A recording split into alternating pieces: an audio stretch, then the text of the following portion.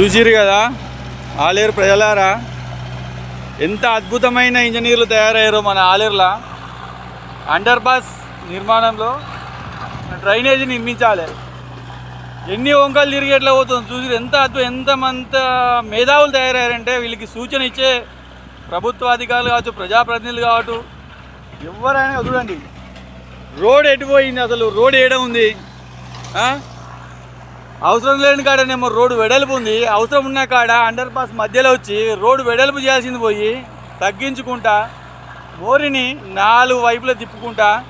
అసలు ఆ pipeline Mission Bhagiratha pipeline ఉంది, నీళ్ళు మార్గం ఎలా వెళ్ళాలి ఒకసారి చూడండి. బా ఏం మేధావులు తయారయ్యారు. మరి దీన్ని చేపిస్తున్న వారెవరు, చేస్తున్న వారెవరు చూస్తున్నారుగా. రోడ్ ఒక 15 ఫీట్ల వెడల్పు లేకుండా పోతుంది. అక్కడనేమో స్తంభం మధ్యలో వచ్చింది, ఇక్కడ మధ్యలో మిషన్ భగీరథ పైప్ లైన్ వచ్చింది. డ్రైనేజీని అటు నుంచి ఇటు తిప్పుతారంట. మరి వాహనాల పార్కింగ్ వేస్తాడు. ఇక్కడ మోరి స్లాబ్ ఏడ వస్తుంది, రోడ్ ఏడ ఉంది అసలు.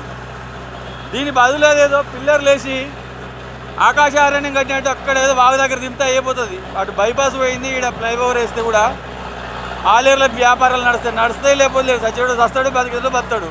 మీరు మాత్రం మీ రాజకీయాలు చేసుకోండి, మీ బిల్లులు మీరు చూసుకోండి, మీ పబ్బా మీరు నడుపుకోండి. బందెల సుభాష్ ఆలేరు. మరి ఆలేరులో వివిధ రాజకీయ క్షేత్రాలు ఉన్నాయి, ఒకసారి పరిశీలించి కూడా ఇది ఎంతవరకు ఆలేరు ప్రజలకు ఎంతవరకు న్యాయము, ఇది ఏ విధంగా జరుగుతుందని కూడా ఒకసారి గమనించండి. వచ్చి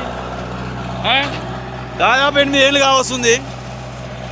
మరి ప్రజలు కూడా ముక్కున ఏళ్ళు ఎందుకు వేసుకుంటున్నారు?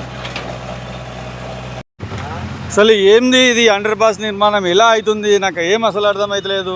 అసలు పనులు ఎందుకు చేస్తున్నారు?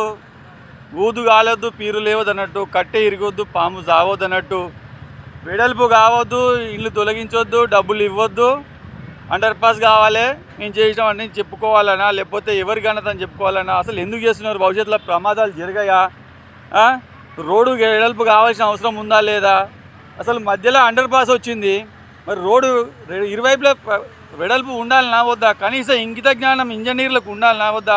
వీటికి చేపిస్తున్న అధికారులకు ఉన్నదా? మరి జిల్లా కలెక్టర్ ఏం చేస్తున్నాడు? అధికార ప్రభుత్వం ఏం చేస్తున్నది? ఒకసారి ఏమిటి ఇది? ఎంత అన్యాయం! ఆలేరు ఏం నాశనం చేస్తున్నారు? ఇది ఆలేరు నియోజకవర్గం హెడ్ క్వార్టర్ అని చెప్పుకోవడానికి సిగ్గు వేస్తుంది నాకైతే.